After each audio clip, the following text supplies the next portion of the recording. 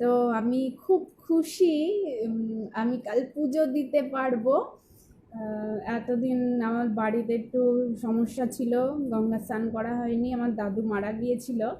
তো আমি খুব খুশি, আমি গঙ্গা স্নান করে এসেছি, আমি কালকে পুজো দিতে পারবো। আমার খুব ভালো লাগছে, আমি কাল খুব সকাল সকাল উঠবো আর পুজোর জোগাড় করব।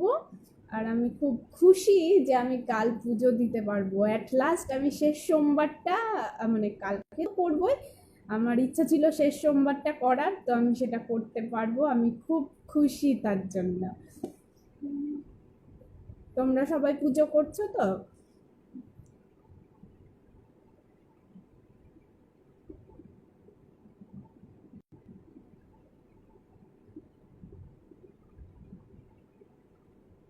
আমার তো খুব ভালো লাগছে, কাল আমি পুজো দেব।